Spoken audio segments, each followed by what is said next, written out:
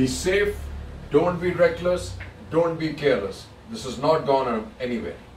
Welcome my friends to Bob in this fast and furious section. News Friday of October. This week's gone by in a flash, just like the year.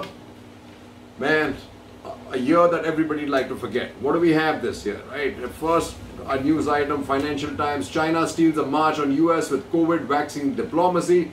Developing world given priority, phase 3 drugs, ties bolstered with overlooked nations.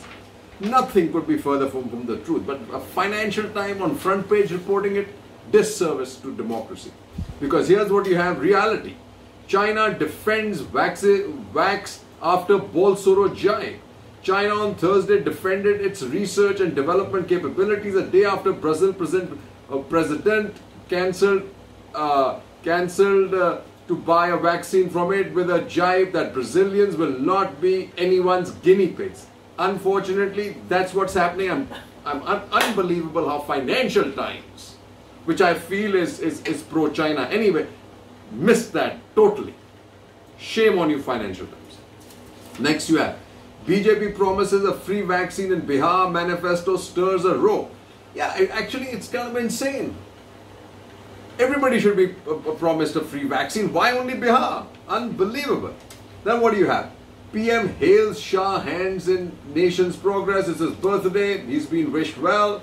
But what's incredible is I continue to see a power struggle with the second in command here and the UP chief minister. Now what's happening next? Pompeo aspire to meet Modi during India's visit next week. What is important, why I'm reading this out, is because both of them are meeting the Prime Minister. That's really important because the Ministry of External Affairs, I find, always needs a push to take a stand as far as China is concerned. Well, but that's what it is. Distressing news here, India still leads the world in acute malnutrition. India will never achieve its objective to become a major power in the world if it does not look after its children, and nutrition is critical. And here, unfortunately, our forced food habits are almost always anti the poor because that's what leads to malnourishment. Aviation in trouble. Cathay Pacific slashes 8,500 jobs as it struggles with pandemic politics. Unbelievable, so sad for almost everybody in this business, aviation business, and all the people who are employed here.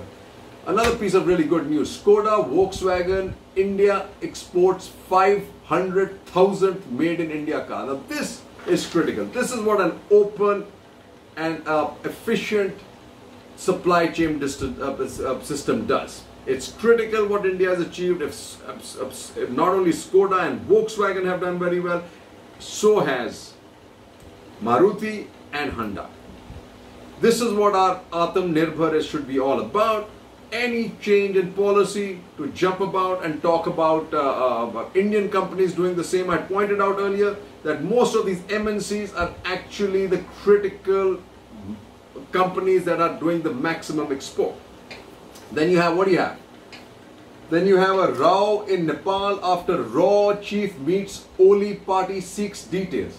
I don't understand why an intelligence agency chief would meet the Prime Minister of Nepal.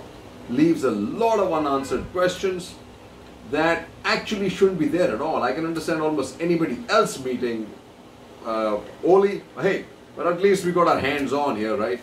That's what's important.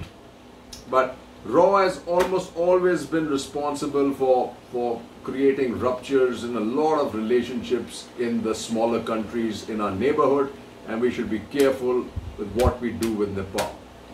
Take care, my friends. Stay safe.